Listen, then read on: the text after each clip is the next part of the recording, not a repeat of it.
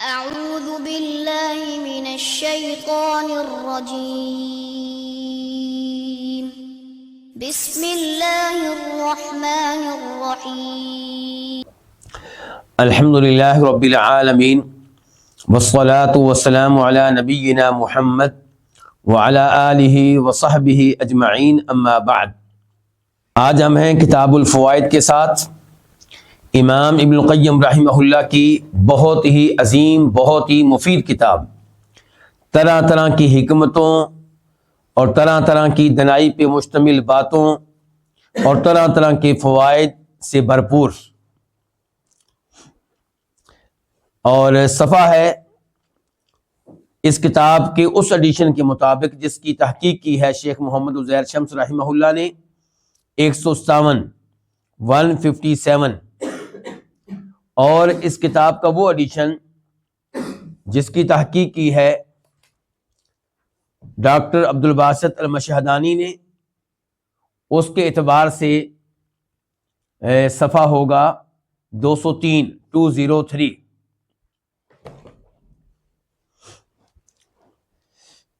آغاز کرتے ہیں آج کے پہلے فائدے سے۔ امام صاحب فرماتے ہیں پہلے فائدے میں کہ اقرب الوسائل الی اللہ ملازمۃ السنہ والوقوف معها فی الظاہر والباطن۔ اقرب الوسائل الی اللہ، اللہ رب العزت کی طرف پہنچانے والا قریبی ترین وسیلہ، اللہ کی طرف پہنچانے والے قریبی ترین وسیلے، واسطے، ذرائع۔ گویا کہ اس فائدے کا موضوع کیا ہے کہ ہم اللہ تعالیٰ تک کیسے پہنچ سکتے ہیں، اللہ تعالیٰ تک پہنچنے کے لیے قریبی ترین راستہ کون سا ہے۔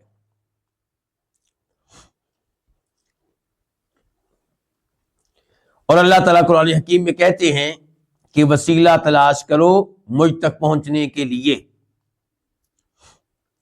تو ہم وسیلہ کو ماننے والے ہیں کہ نہ ماننے والے؟ ہم وسیلہ کو ماننے والے ہیں، لیکن سوال یہ کہ وسیلہ ہے کیا؟ اللہ تعالیٰ فرماتے ہیں یا ایھا الذین آمنوا اتقوا اللہ وابتغوا الیہ الوسیلہ، اے ایمان والو اللہ سے ڈرو اور اللہ تعالیٰ تک پہنچنے کے لیے وسیلہ طلب کرو، وسیلہ ڈھونڈو، وسیلہ تلاش کرو۔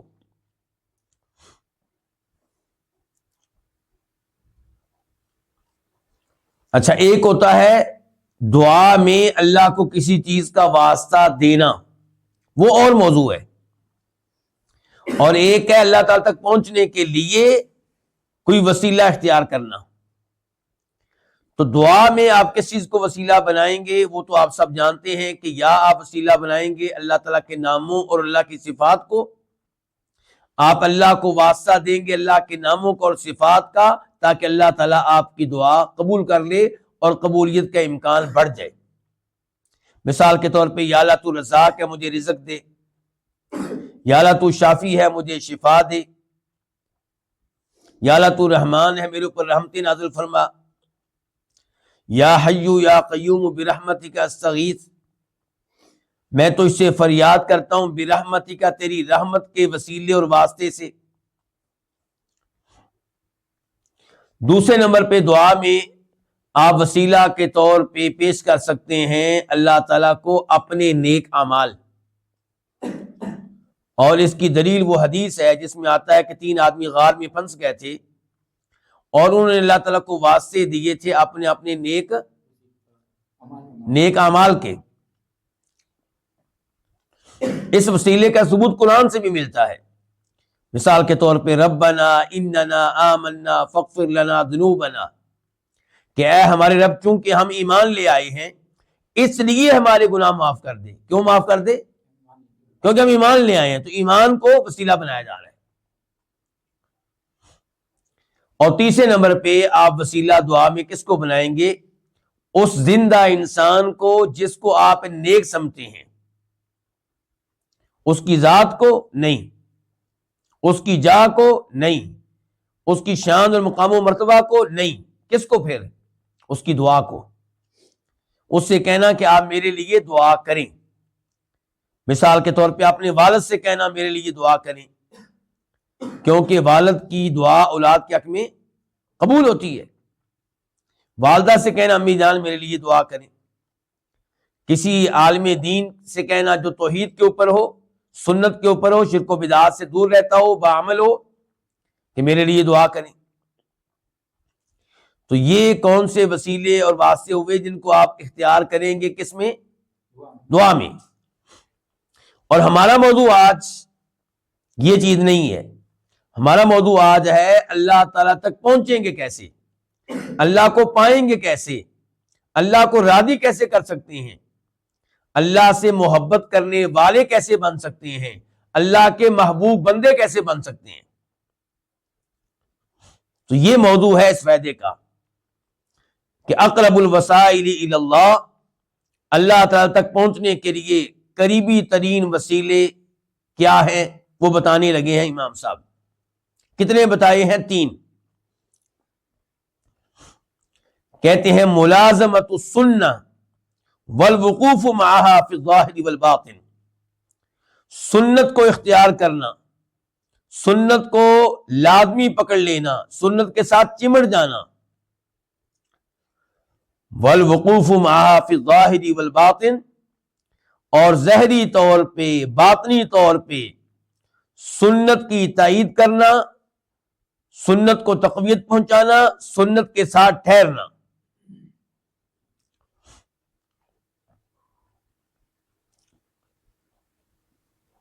کیا دلیل ہے کہ سنت ایسا وسیلہ ہے جس کو آپ اختیار کریں گے تو آپ اللہ تعالیٰ تک بہت جلدی پہنچ جائیں گے؟ اللہ تعالیٰ فرماتے ہیں قرآن حکیم میں قل ان کنتم تحبون اللہ فاتبعونی یحببکم اللہ ویغفر لکم ذنوبکم،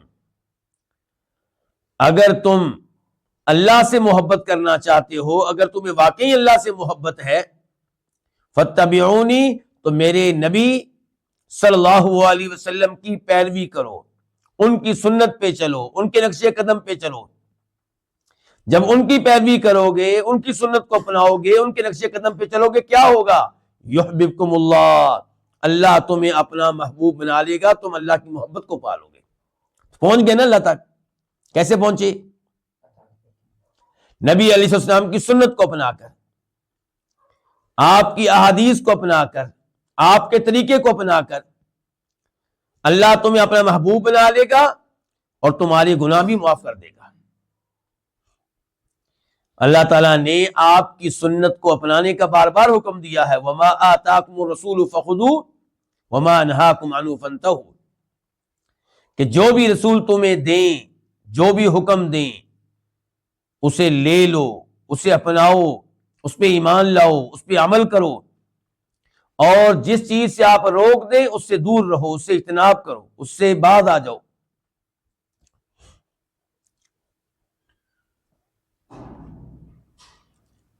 اسی موضوع پہ ایک حدیث بھی آپ کے سامنے رکھنا چاہوں گا. اس حدیث کو امام ابو داؤد اور دیگر کئی ائمہ حدیث روایت کرتے ہیں جناب ارباز بن ساریہ رضی اللہ تعالیٰ عنہ سے. کہتے ہیں کہ نبی علیہ الصلوۃ والسلام نے ارشاد فرمایا اوصیکم بتقوی اللہ، میں تمہیں وصیت کرتا ہوں کہ اللہ سے ڈرتے رہنا، تقوی کو اختیار کرنا. وَإِنْ عَبْدًا حَبَشِيًّا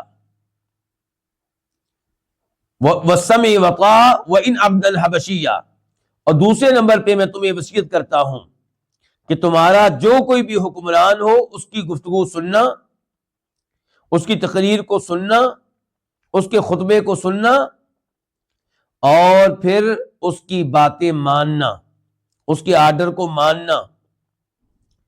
وَإِنْ عَبْدًا حَبَشِيًّا، چاہے وہ حکمران غلام ہو، حبشی ہو. فَإِنَّهُ مَن يَعِشْ مِنكُم بَعْدِي، کیونکہ جو تم میں سے میرے بعد زندہ رہے گا، میرے بعد اس کو عمر ملے گی،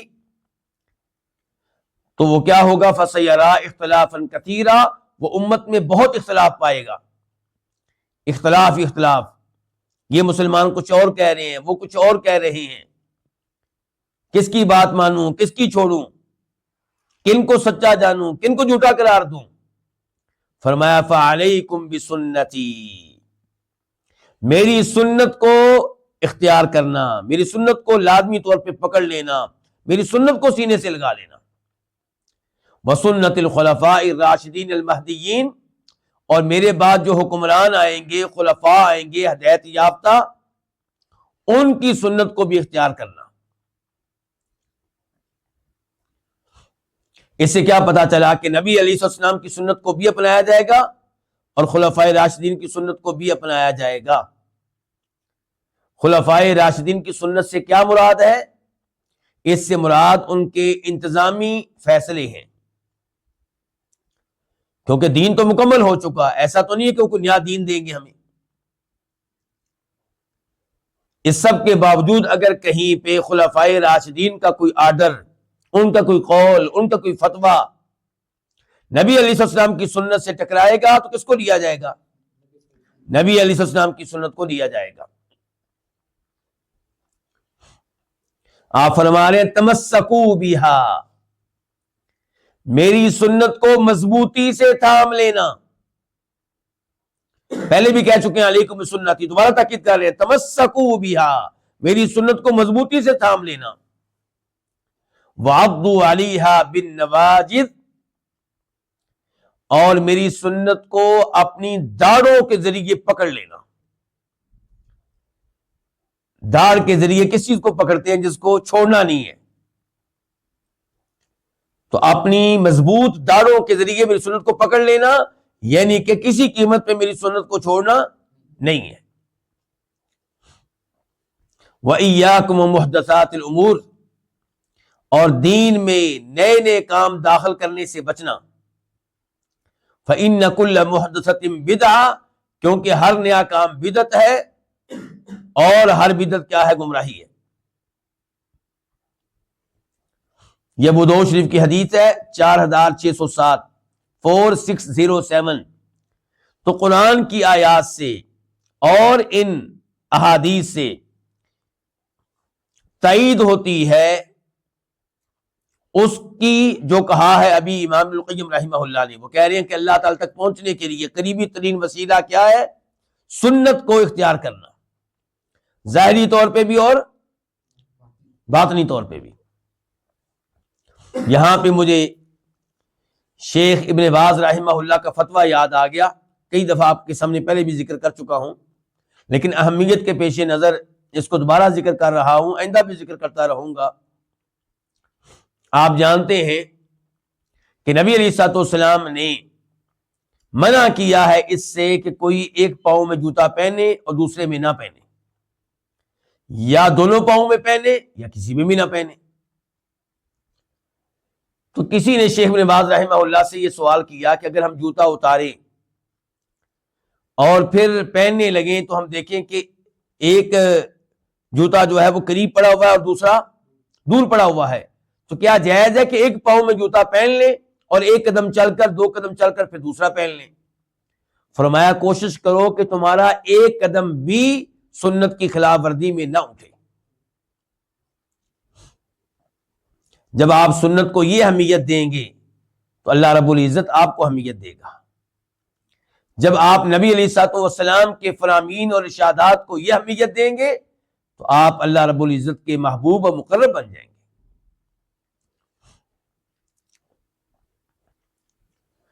وَدَوَامُ الْإِفْتِقَارِ إِلَى اللَّهِ، ہمارا موضوع کیا چل رہا ہے جی؟ اللہ تعالی تک پہنچنے کے لیے قریبی ترین وسیلے، راستے، ذرائع، طریقے۔ تو پہلا کیا بتایا تھا؟ آپ کی سنت کے اوپر عمل کرنا، اس کو سینے سے لگا لینا، اس کے ساتھ چمٹ جانا۔ اور دوسرے نمبر پہ کیا کہہ رہے ہیں؟ وَدَوَامُ الْإِفْتِقَارِ إِلَى اللَّهِ، اور اللہ رب العزت کی طرف ہمیشہ محتاج رہنا، ہمیشہ اللہ تعالیٰ کا محتاج بن کر رہنا۔ اس میں کوئی شک و شبہ نہیں ہے کہ ہم سب اللہ تعالیٰ کے کیا ہیں؟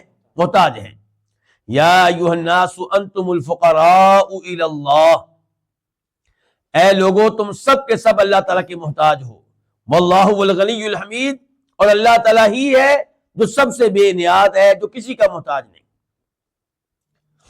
تو اس میں تو کوئی شک و شبہ نہیں کہ ہم سب اللہ کے محتاج ہیں۔ ہماری سانسیں چل رہی ہیں تو کیوں؟ کیونکہ اللہ تعالیٰ کی مشیت اور ارادہ ہے، اللہ تعالیٰ چلا رہا ہے۔ ہمارا دل، اس کی دھڑکنیں کس کے ہاتھ میں ہیں؟ اللہ تعالیٰ کے ہاتھ میں۔ ہمارا کھانا پینا یہ دینے والا کون ہے؟ اللہ تعالیٰ ہے۔ کھانا دینے والا بھی وہی، اور اسے ہمارے پیٹ میں اتارنے والا بھی وہی، اور ہمارے پیٹ کا سسٹم وہ بھی اس کے ہاتھ میں ہے۔ تو ہم محتاج ہیں اللہ تعالیٰ کے ایک ایک لمحے میں، لیکن اللہ تعالیٰ کا محتاج ہونا اور چیز ہے، اور یہ احساس رکھنا کہ میں اللہ کا محتاج ہوں یہ اور چیز ہے۔ تباہ ہو گئے وہ لوگ جو سمجھتے ہیں کہ ہم اللہ تعالیٰ کے محتاج نہیں ہیں، تباہ ہو گئے وہ لوگ جو سمجھتے ہیں کائنات کا نظام خود بخود چل رہا ہے۔ ملحد، بے دین، اللہ کے وجود کا انکار کرنے والے، اسباب پہ حد سے زیادہ اعتماد کرنے والے، یہ سب تباہ ہو گئے۔ کامیاب ہے وہ جو یہ سمجھتا ہے کہ میں اللہ کا محتاج ہوں، اللہ کے بغیر میں کچھ بھی نہیں ہوں۔ موسیٰ علیہ السلام کیا کہہ رہے ہیں؟ رب انی لما انزلت الی من خیر فقیر، اے میرے رب، مصر سے یہاں پہنچ چکا ہوں مدین میں، میرا شہر نہیں ہے، میرے کوئی رشتہ دار یہاں پہ نہیں ہے، میری فیملی یہاں پہ نہیں ہے، مجھے کوئی جاننے والا نہیں ہے، یا اللہ میں تیری طرف سے آنے والی ہر خیر کا محتاج ہوں۔ اپنی محتاجگی ظاہر کی نا، یہ نہیں کہا کہ مجھے کوئی ضرورت نہیں ہے، میں بہت تیز ہوں، میں ابھی کسی سے بات کر لوں گا مجھے سب کچھ مل جائے گا۔ نہیں نہیں نہیں نہیں نہیں، اللہ سے دعائیں، اللہ سے التجائیں، اللہ کے سامنے درخواستیں، اللہ کے ساتھ تعلق، یہ ہے طریقہ کن کا؟ حضرات انبیاء کرام علیہم الصلوۃ والسلام کا۔ اور جو بدبخت ہیں، بد نصیب ہیں، ہدایت سے دور ہیں، وہ اسباب پہ اتنا اعتماد کرتے ہیں کہ اسباب پہ اعتماد کر کے سمجھتے ہیں کہ ہمیں خالق کی ضرورت نہیں ہے۔ اللہ تعالیٰ فرماتے ہیں ایسے لوگوں کی گمراہی کا تذکرہ کرتے ہوئے، کلا ان الانسان لیطغی ان رآہ استغنی، انسان تب سرکش بنتا ہے، انسان کی بدبختی کا آغاز تب ہوتا ہے جب وہ یہ سمجھتا ہے کہ میں مستغنی ہوں، بے نیاز ہوں، میں محتاج نہیں ہوں اللہ تعالیٰ کا۔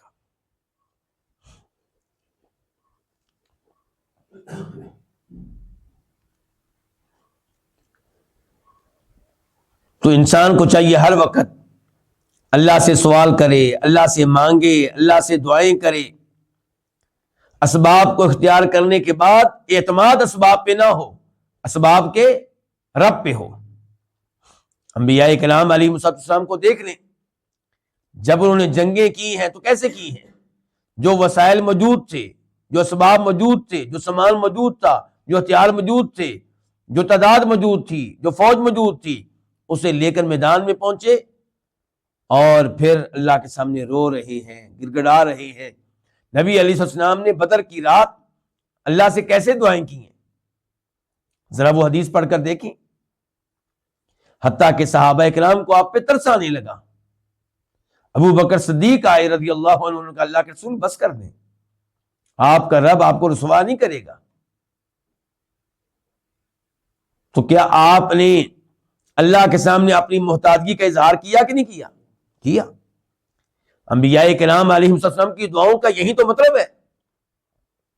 تو مجھے اور آپ کو بھی کہنا چاہیے اللہم رحمتک ارجو، اے اللہ صرف تیری رحمت کے اوپر امیدیں لگائے ہوئے ہوں، صرف تیری، اپنے اسباب پہ نہیں، امیدیں اپنے اسباب پہ نہیں ہیں، اپنی ڈگری پہ نہیں ہے، اپنی عقل پہ نہیں ہے، یہ میں نہیں کہ میں بڑی شے ہوں، یا اللہ صرف تیری رحمت کے اوپر میری امیدیں ہیں۔ فلا تکلنی الی نفسی طرفۃ عین، یا اللہ ایک لمحے کے لیے بھی مجھے میرے حوالے نہ کرنا. وَأَصْلِحْ لِي شَأْنِي كُلَّهُ، یا اللہ میرے سارے کام سنوار دے. لا الہ الا انت، میں اقرار کرتا ہوں، میں ایک دفعہ پھر اعلان کرتا ہوں، تیرے علاوہ کوئی ایسا نہیں ہے جو کسی قسم کی عبادت کے لائق ہو.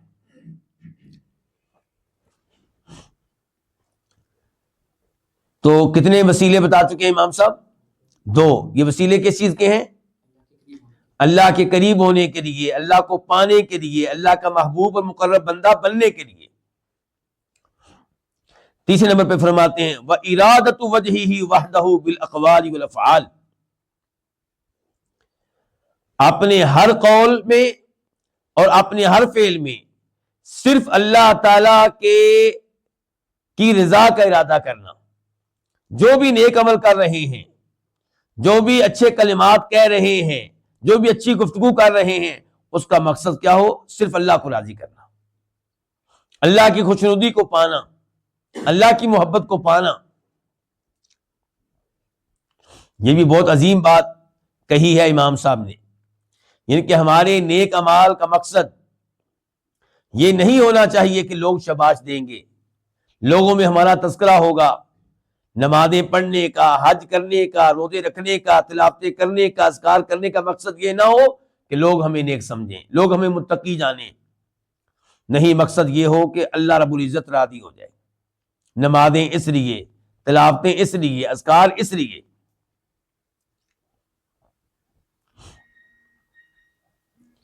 اللہ رب العزت قرآن حکیم ارشاد فرماتے ہیں وَلَا تَطْرُدِ الَّذِينَ يَدْعُونَ رَبَّهُمْ بِالْغَدَاةِ وَالْعَشِيِّ يُرِيدُونَ وَجْهَهُ، کہ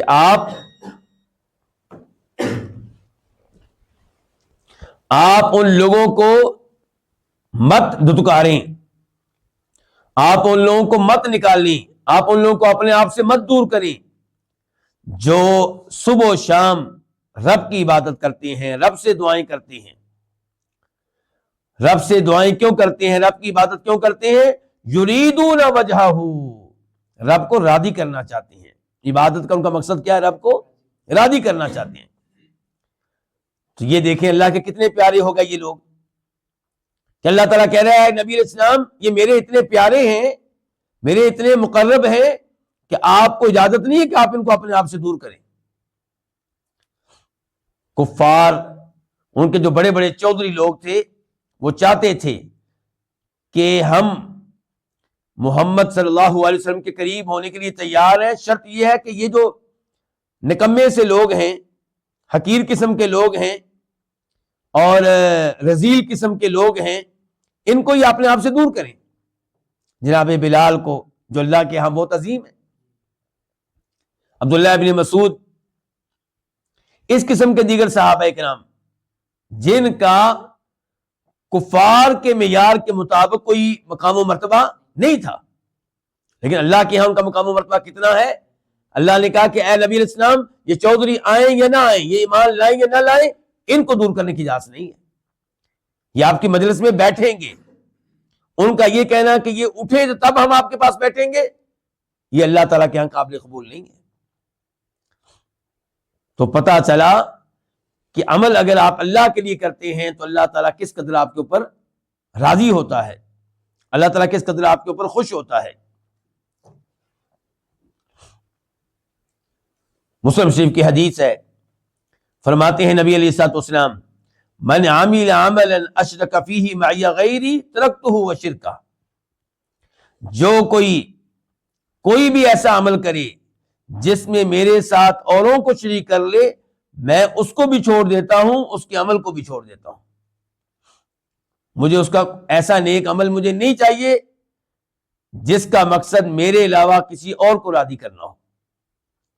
وہ نماز اللہ کو نہیں چاہیے جس کا مقصد کیا ہو، لوگ شاباش دیں. یہ مسلم شریف کی حدیث ہے 2985 2985. صحابہ کرام کا تذکرہ کرتے ہوئے اللہ تعالیٰ کیا کہتے ہیں ایک اور مقام پہ، محمد الرسول اللہ محمد کیا ہیں؟ اللہ کے رسول ہیں صلی اللہ علیہ وسلم. والذین معہ، اور وہ جو آپ کے ساتھ ہیں، جنہیں آپ کی صحبت میں، معیت میں رہنے کا موقع ملا، ان کے صحابہ کرام. وہ کیا ہیں؟ والذین معہ اشداء علی الکفار رحماء بینہم، جو اللہ کے دشمن ہیں، کافروں میں سے جو اللہ کے دشمن ہیں ان کے لیے وہ سخت ہیں. کون؟ صحابہ کرام. رحماء بینہم، آپس میں بڑا پیار، آپس میں رحم دل. تراہم رکعا سجدا، اللہ تعالیٰ فرماتے ہیں آپ ان کو دیکھیں گے کبھی رکوع کی حالت میں، کبھی سجدے کی حالت میں. یا اللہ ہمیں کیا پتا کہ یہ رکوع سجود کیوں کرتے ہیں، نمازیں کیوں پڑھتے ہیں؟ ہو سکتا ہے لوگوں سے شاباش لینا چاہتے ہوں. اللہ نے کہا میں گواہی دیتا ہوں یبتغون فضلا من اللہ ورضوانا، ان کی نمازوں کا مقصد صرف اور صرف مجھے راضی کرنا ہے، میرا فضل چاہتے ہیں، میری رضا چاہتے ہیں.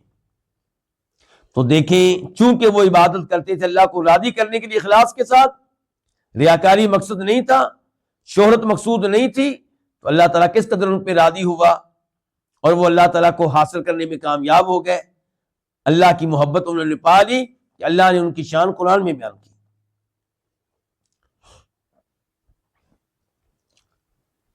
تو یہ 3 وسیلے ہو گئے جی. پہلا وسیلہ کیا تھا؟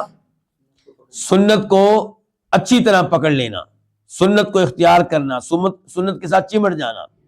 دوسرے نمبر پہ اللہ کے سامنے اپنی محتاجگی کا اظہار، اور ہمیشہ دوام مسلسل. اور تیسرے نمبر پہ یہ کہ جو بھی آپ گفتگو کریں اچھی، جو بھی آپ اچھا عمل کریں، اس کا مقصد کیا ہو؟ صرف اللہ کو راضی کرنا. امام صاحب کہتے ہیں وَمَا وَصَلَ أَحَدٌ إِلَى اللَّهِ إِلَّا مِنْ هَذِهِ الثَّلَاثَةِ، جو بھی اللہ تعالیٰ تک پہنچا ہے، جو بھی اللہ تعالیٰ تک پہنچنے میں کامیاب ہوا ہے، وہ انہی 3 چیزوں کے ذریعے اللہ تعالیٰ تک پہنچنے میں کامیاب ہوا ہے. جس نے اللہ کی محبت پائی، جس کو اللہ کا قرب ملا، انہی 3 اعمال کے ذریعے ملا ہے. تو پیغام دے رہے ہیں مجھے اور آپ کو کہ اگر آپ اللہ کو حاصل کرنا چاہتے ہیں، اللہ کی محبت کو پانا چاہتے ہیں، اللہ کا قرب پانا چاہتے ہیں، تو ان 3 اعمال کا اہتمام کریں. وَمَنْ قَطَعَ عَنْهُ أَحَدٌ إِلَّا بِانْقِطَاعِهِ عَنْهَا أَوْ عَنْ أَحَدِهَا، اور نہیں کوئی اللہ تعالیٰ سے کٹا، اور کوئی ایسا نہیں ہے جس کا اللہ سے تعلق ختم ہوا ہو، مگر جس کا بھی ختم ہوا ہے تب ختم ہوا ہے جب وہ ان 3 اعمال سے منقطع ہوا ہے، یا ان 3 میں سے کسی ایک سے منقطع ہوا ہے. تو کیسا ہے یہ فائدہ جی؟ بہت عظیم فائدہ ہے. امام ابن القیم رحمہ اللہ ہمارے سامنے قرآن و حدیث کا خلاصہ رکھتے ہیں. اس کے پیچھے ان کا مطالعہ ہوتا ہے 20 سالوں کا، 30 سالوں کا، 40 سالوں کا. دوسرا فائدہ آج کا،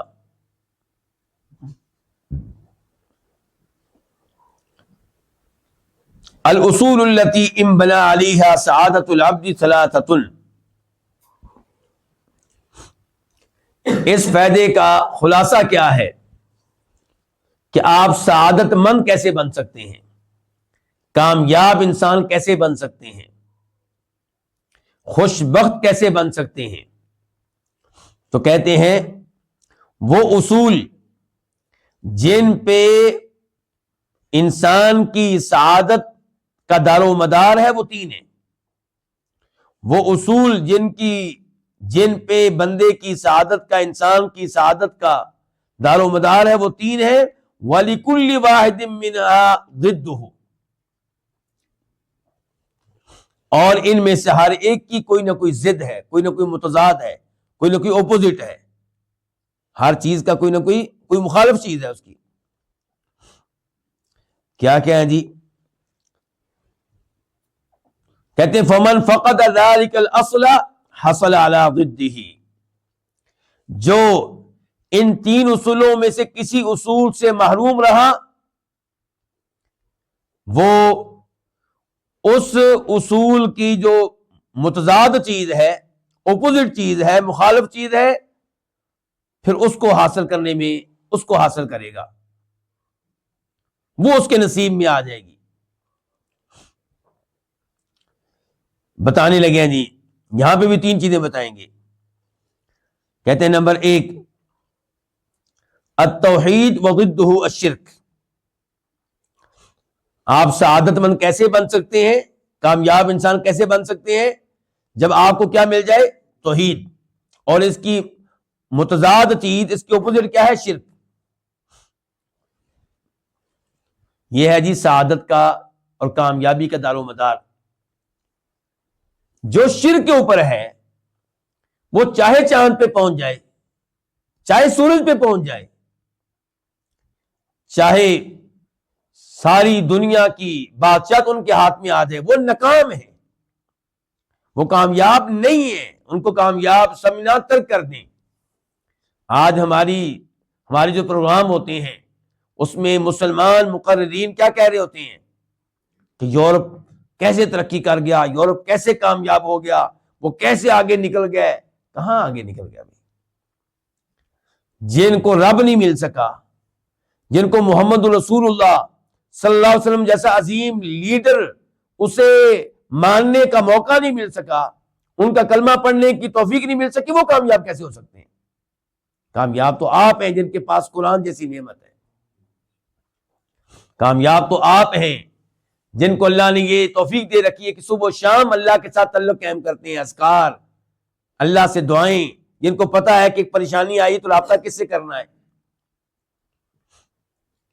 تو یہ ہے جو توحید جس کے پاس نہیں ہے وہ کچھ بھی نہیں ہے, وہ دنیا کا گندہ ترین انسان ہے, حقیر ترین انسان ہے, ناکام ترین انسان ہے. اپنی سوچ تبدیل کریں, جس کے ذریعے آپ طے کرتے ہیں کہ کامیاب کون ہے, ناکام کون ہے, وہ سوچ تبدیل کریں. تو امام صاحب کہہ رہے ہیں پہلے نمبر پہ پہلا اصول جس پہ بندے کی سعادت کا دار و مدار ہے وہ توحید ہے اور اس کی ضد شرک ہے. کیسے پتا چلا کہ صاحب توحید سعادت مند ہے, کامیاب ہے, اور جو شرک کے اوپر ہے وہ ناکام ہے؟ اللہ تعالیٰ کہتے ہیں الذین آمنوا ولم یلبسوا ایمانہم بظلم اولئک لہم الامن وہم مہتدون.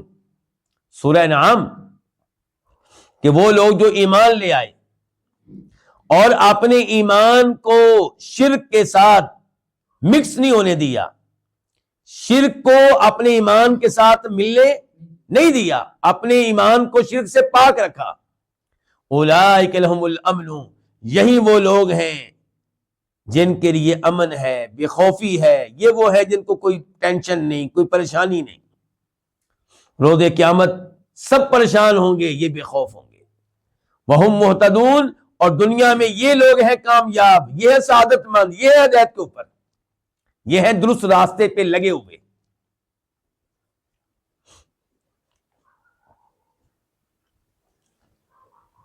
امام صاحب کیا کہہ رہے ہیں اس فائدے میں؟ بندے کی سعادت کا, انسان کی سعادت کا دار و مدار کتنی چیزوں پہ ہے؟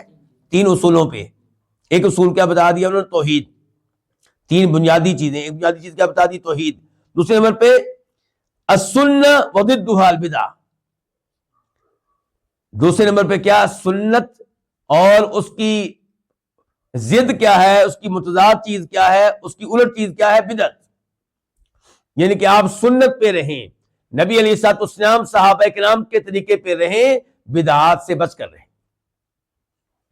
اور اس موضوع کے اوپر تھوڑی دیر پہلے ہم گفتگو کر چکے ہیں. سنت کی اہمیت پہ گفتگو ہو چکی ہے نا. لیکن یہاں پہ میں امام مالک کا قول آپ کے سامنے رکھوں گا جس سے آپ کو پتا چلے گا کہ سنت کی اہمیت کیا ہے. کہتے ہیں السنت سفینۃ نوح من رکبها نجا ومن تخلف عنها غرق. سنت جو ہے یہ نوح علیہ السلام والی کشتی ہے. جو اس کشتی میں بیٹھ گیا وہ بچ جائے گا, نجات پا جائے گا, اور جو اس کشتی میں نہ بیٹھا وہ غرق ہو جائے گا. جب نوح علیہ السلام کی قوم پہ عذاب آیا, طوفان آیا, تو کون تھے جو ہلاک ہونے سے بچے؟ جو نوح علیہ السلام کی کشتی میں بیٹھ گئے. جو نہیں بیٹھ سکے ہلاک ہو گئے, غرق ہو گئے, چاہے نوح علیہ السلام کا بیٹا تھا. تو کہتے ہیں کہ سنت جو ہے یہ نوح علیہ السلام والی کشتی ہے، جو سنت کو اپنائے گا، سنت پہ رہے گا، وہ کامیاب ہے، جو بدعات کو اختیار کرے گا وہ ناکام ہے، وہ ڈوب جائے گا، غرق ہو جائے گا، خسارے اور گھاٹے سے بچ نہیں سکے گا۔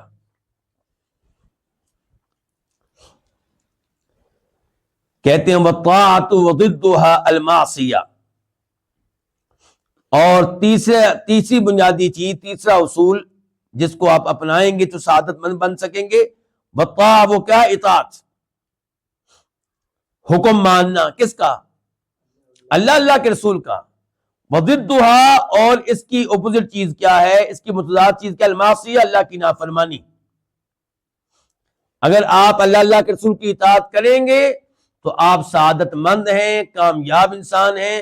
اگر آپ اللہ کے رسول کی بات نہیں مانتے، وہ اللہ کے رسول کہیں نماز پڑھو آپ نہیں پڑھتے، وہ کہیں روزے رکھو آپ نہیں رکھتے، وہ کہیں حج کرو آپ حج نہیں کرتے، وہ کہیں زنا سے دور رہو آپ ان کی بات نہیں مانتے، زنا کا ارتکاب کرتے ہیں، وہ کہیں شراب سے دور ہو آپ شراب پیتے ہیں، وہ کہیں سود سے دور رہو آپ سود لیتے ہیں، وہ کہیں جادو سے دور رہو آپ جادو سیکھتے ہیں، سکھاتے ہیں، جادو اپنے رشتہ داروں پہ کرتے ہیں، وہ کہیں یتیم کا مال نہیں کھانا آپ یتیموں کا مال کھاتے ہیں، اس قسم کی نافرمانیاں کرتے ہیں، تو پھر آپ سعادت مند نہیں ہیں، کامیاب انسان آپ نہیں ہیں۔ اللہ تعالیٰ نے بار بار اطاعت کا حکم دیا ہے، یا ایھا الذین آمنوا اطیعوا اللہ واطیعوا الرسول واولی الامر منکم، اے ایمان والو اللہ کی اطاعت کرو، اللہ کا ایک ایک حکم مانو، اور اللہ کے رسول علیہ السلام کا ایک ایک حکم مانو، اور جو تم میں سے حکمران ہیں ان کا حکم بھی مانو۔ ایک اور جگہ اللہ تعالیٰ کہتے ہیں وَإِن تُطِيعُوهُ تَهْتَدُوا، اگر ہمارے نبی کی بات مانو گے، ان کی اطاعت کرو گے، تَهْتَدُوا، تب تمہیں ہدایت ملے گی، تب تم کامیاب انسان بن سکو گے، تب تم جنت کے راستے پہ لگ سکو گے۔ اور اگر کوئی نبی علیہ السلام کی اطاعت نہیں کرتا، آپ کی نافرمانی کرتا ہے، فرمایا فَلْيَحْذَرِ الَّذِينَ يُخَالِفُونَ عَنْ أَمْرِهِ أَن تُصِيبَهُمْ فِتْنَةٌ أَوْ يُصِيبَهُمْ عَذَابٌ أَلِيمٌ، وہ لوگ جو نبی علیہ السلام کے احکام کی مخالفت کرتے ہیں، اعراض کرتے ہیں، منہ موڑتے ہیں، انہیں بچ کر رہنا چاہیے، ڈرنا چاہیے کہیں ایسا نہ ہو کہ اللہ تعالیٰ انہیں کسی فتنے میں مبتلا کر دے، ایمان کی دولت سے محروم کر دے، یا اللہ تعالیٰ ان پہ کوئی دردناک عذاب بھیج دے۔ نبی علیہ السلام نے ارشاد فرمایا تھا، بخاری شریف کی حدیث ہے، کل امتی یدخلون الجنۃ الا من ابا، میری ساری امت جنت میں جائے گی سوائے اس کے جو خود ہی جنت میں جانے سے انکار کر دے۔ صحابہ کرام نے کہا اللہ کے رسول وَمَن یَأْبَى، جنت میں جانے سے کون انکار کرے گا؟ جنت میں جانے کے لیے تو ہر کوئی تیار ہے۔ تو آپ نے سمجھایا کہ میرے اس جملے کا مطلب کیا ہے؟ فرمایا من اطاعنی فقد دخل الجنہ ومن عصانی فقد ابا، جو میرا ایک ایک حکم مانے یہ جنت میں جائے گا، اور جو میرے احکام کی خلاف ورزی کرے، میری اطاعت نہ کرے، تو یہ وہ ہے جس نے جنت میں جانے سے خود انکار کر دیا۔ جنت میں کون جائے گا؟ جو آپ کی اطاعت کرے گا، آپ کے حکم کو مانے گا، اللہ کی اطاعت کرے گا۔ دیکھیے صحابہ کرام کو کیسے اطاعت کرتے تھے اللہ کے رسول علیہ الصلوۃ والسلام کی، آپ ان کے واقعات پڑھیں گے تو آپ حیران رہ جائیں گے۔ امام صاحب فرماتے ہیں وَلِهَذِهِ الثَّلَاثَةِ ضِدٌّ وَاحِدٌ، اور ان تین چیزوں کی ایک ضد ہے، ان تین چیزوں کی مخالف ایک چیز ہے، ان تین چیزوں کے مد مقابل ایک چیز ہے۔ یہ کون سی تین چیزیں ہیں؟ یعنی کہ توحید، سنت اور اللہ کے رسول کی اطاعت۔ ان تین چیزوں کی اپوزٹ چیز، مخالف چیز، مد مقابل چیز ایک ہے۔ پہلے ہر ایک کی الگ الگ بتائی، پھر تینوں کو ملا کے کہتے ہیں اب تینوں کو ایک سائڈ پہ رکھیں تو ان کے مد مقابل ایک چیز ہے۔ وہ کیا ہے؟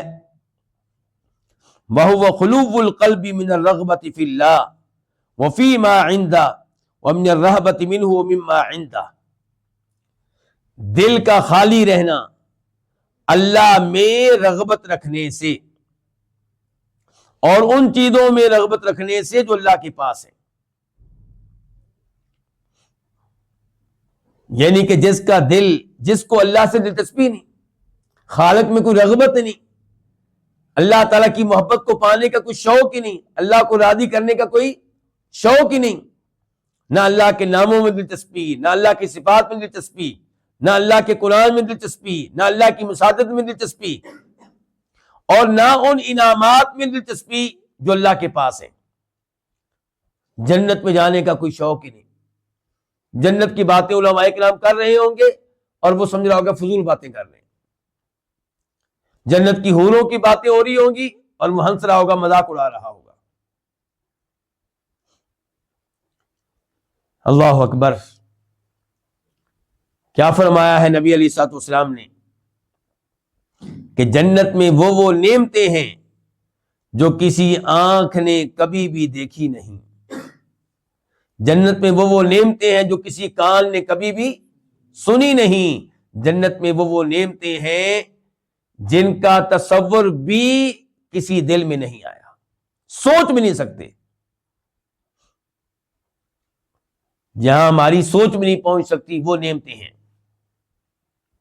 اور کبھی کہا جاتا ہے اور صحیح حدیث ہے کہ جنت میں ایک کوڑے کے برابر جگہ مل جائے تو اتنی سی جگہ دنیا اور دنیا کی تمام نعمتوں سے افضل اور بہتر ہے، یہ ہے جنت۔ لیکن جس انسان کو اللہ میں رغبت نہیں، اللہ کے ناموں میں رغبت نہیں، اللہ سے دعا کرنے میں رغبت نہیں، اللہ کے لیے نماز پڑھنے میں رغبت نہیں، اور اللہ کی طرف سے ملنے والی نعمتوں میں رغبت نہیں، تو یہ سعادت مند نہیں بن سکے گا، یہ سعادت مند نہیں بن سکے گا۔ وَمِنَ الرَّهْبَةِ مِنْهُ، اسی طرح دل کا خالی ہونا، کس سے؟ اللہ کے خوف سے، اللہ کا ڈر ہی نہیں۔ اس کا مطلب ہے کہ اللہ کی کوئی اہمیت نہیں ہے اس کے ہاں۔ اللہ تعالیٰ بار بار قرآن میں خبردار کرتے ہیں کہ میرے غصے سے بچ جاؤ، میرے عذاب سے بچ جاؤ، جہنم سے بچ جاؤ، بچا لو اپنے آپ کو جہنم کی آگ سے۔ وَيُحَذِّرُكُمُ اللَّهُ نَفْسَهُ، قرآن کریم کی کیا آیت ہے کہ اللہ تعالیٰ تمہیں اپنے آپ سے خبردار کرتا ہے، ان کے میرے غضب سے، میرے غصے سے، میرے عذاب سے بچ جاؤ۔ لیکن اس کو کوئی دلچسپی نہیں ہے، اللہ سے کوئی ڈر نہیں ہے، جبکہ علماء کون ہوتے ہیں؟ انما یخشی اللہ من عبادہ العلماء، وہ اللہ سے ڈرنے والے ہوتے ہیں۔ جو کوئی جتنا زیادہ اللہ کے بارے میں علم رکھتا ہے اسی قدر زیادہ اللہ تعالیٰ سے ڈرنے والا ہے۔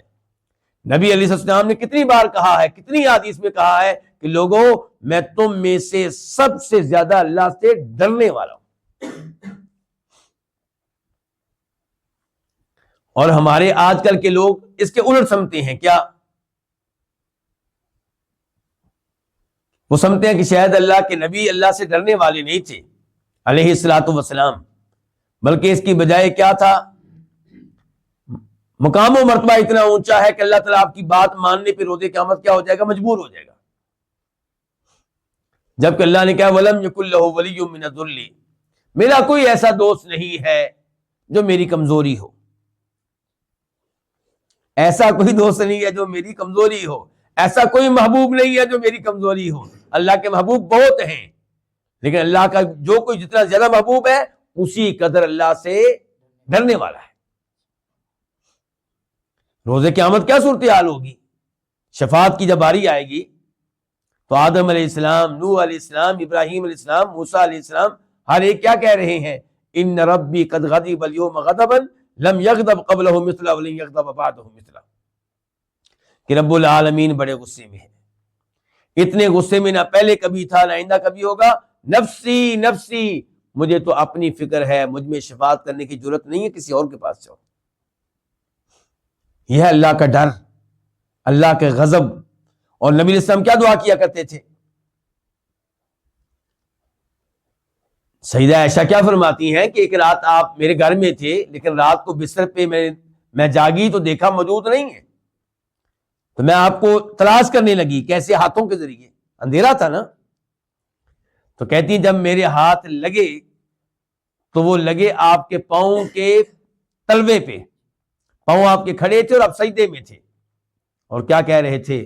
اللہم انی اعوذ برضاک من سخطک وبمعافاتک من عقوبتک واعوذ بک منک لا احصی ثناء علیک انت کما اثنیت علی نفسک۔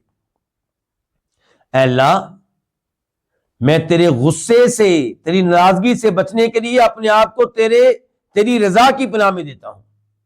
ڈر رہے ہیں کہ نہیں؟ اللہ کے غصے سے ڈرتے ہیں کہ نہیں ڈرتے؟ کہنے یا اللہ تیرے غصے سے بچنے کے لیے، تیرے غضب سے بچنے کے لیے، تیری ناراضگی سے بچنے کے لیے میں اپنے آپ کو تیری رضا کی پناہ میں دیتا ہوں، تیرے عذاب سے بچنے کے لیے میں اپنے آپ کو تیری عافیت کی پناہ میں دیتا ہوں، تو اس سے بچنے کے لیے میں اپنے آپ کو تیری پناہ میں دیتا ہوں۔ اللہ سے بچنے کے لیے پناہ کیسے مانگنی ہے؟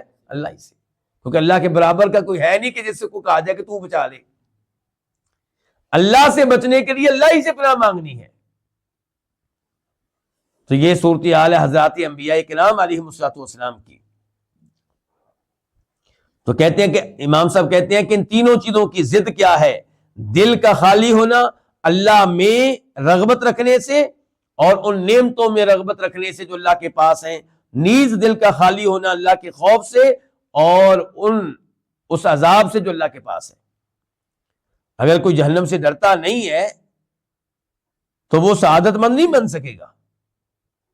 اور آج کل کئی صوفی لوگ ایسے نعرے لگاتے ہیں کیا کہ جی ہم اللہ کی عبادت کرتے ہیں لیکن جنت کی وجہ سے نہیں، نہ جہنم سے بچنے کے لیے، ہم سودے بازی کے قائل نہیں ہیں، ہم خالص اللہ کی عبادت کرتے ہیں۔